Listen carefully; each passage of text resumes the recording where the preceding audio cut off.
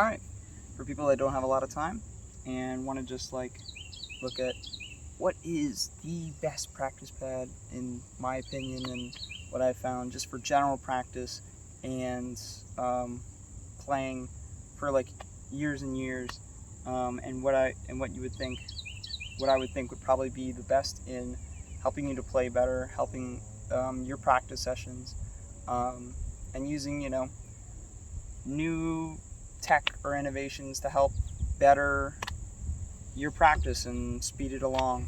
And that would be the Reflex Pad. And it's a pretty simple concept. Now, if you need a practice pad for, with COVID times, I before COVID, I probably would have just recommended this pad only. But since COVID, there is a reason why I will recommend two pads. It's used a shimmer a good bit actually on the thing. But the reason I recommend the Reflex pad is because a practice pad is meant to serve you. It's meant to give you better practicing environment, or at least to help you develop your skills until you get to the marching snare. Because buying your own marching snare is a little pointless. So my favorite practice pad, the one I still take with me to college, despite the fact that I don't march anymore, is the Reflex pad. And the reason for that is because it's not only a playing pad, it's not a performance pad or anything like that, but it's a playing pad and a chops pad. So when you're doing practicing, you want to be able to develop your chops. You're not going to develop your chops while you play, you're going to do it while you practice. And anything that can help you develop your chops further while you practice is going to help you out long term when you want to get back onto the actual snare and you perform. That's why you have practice sticks and marching sticks. My practice sticks that I recommend are the ProMark Fire Grains.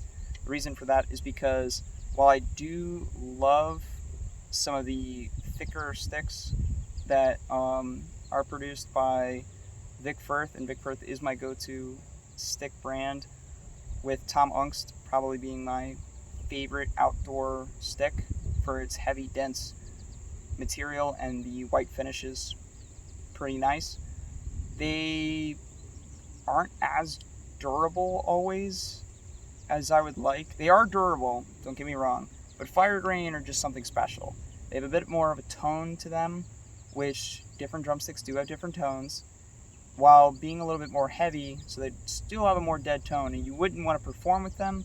For practicing, they're pretty much perfect because Fire Grains are new tech from ProMark that make it one of the most dense sticks you can find. The reason the Reflex pad is great is because you have two different surfaces here, made out of two different sizes of gum rubber. So the gum rubber on the side here, this left side, which facing you, is a 3/4 of an inch gum rubber. It's about as thick as gum rubber as you're ever going to find. And this one is going to provide a solid rebound and balance for whenever you're just playing through a piece and you need to be able to move fast.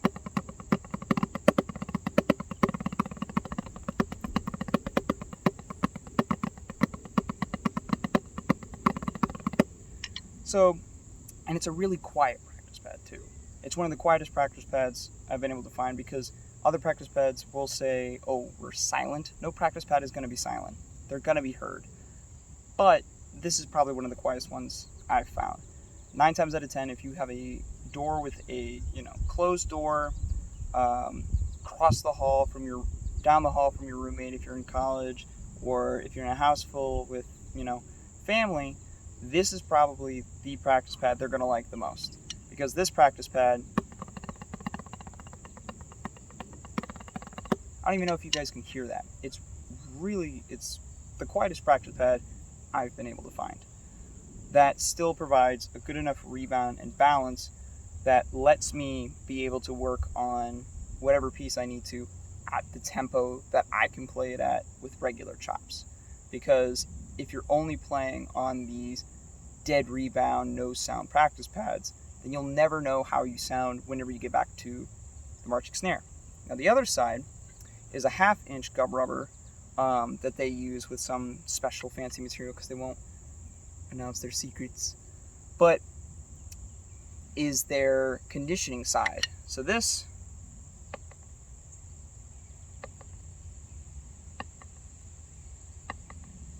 versus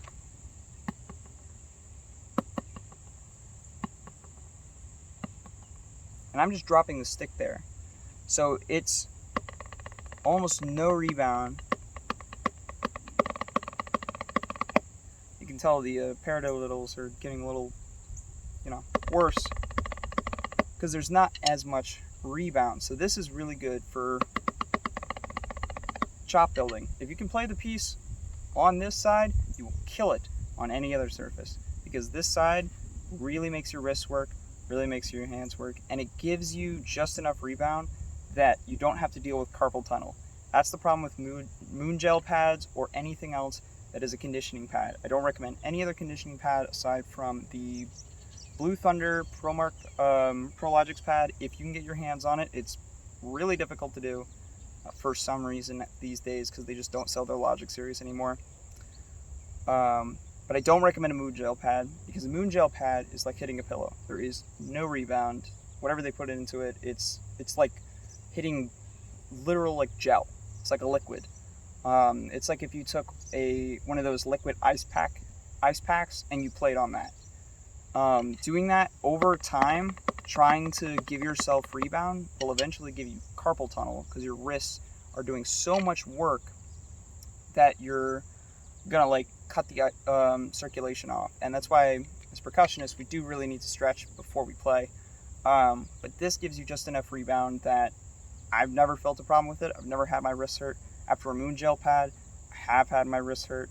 After a Blue Thunder, it takes longer, but it does happen. I do not own either of those pads to show you, but I have played on them, and they do make my wrists hurt. That's why I recommend Reflex pad for conditioning, and then the other side for playing. It's not a performance pad, so if during COVID times now, where we have to send audition videos, this will not help display your playing. This is not gonna help your audience hear it unless you have like a really good microphone for some reason. And even then, I don't think they'll prefer it because it doesn't give the same rebound as that stock snare that they're looking for. They might think it's like, oh, he's got pad hands because the other side that isn't the conditioning side is a little extra spongy. So that's something to take in consideration. If you wanted to take it to practice and you needed to practice a lot of butt end sticks like stabbing into it, that's not good for pads in general, but for this pad in particular, it's actually really bad for it. And this pad also in particular does not take elements well. That's why I always keep it in its drawstring bag that it came with, because water will kill this pad, extreme heat will kill this pad, stabbing into it will eventually kill this pad.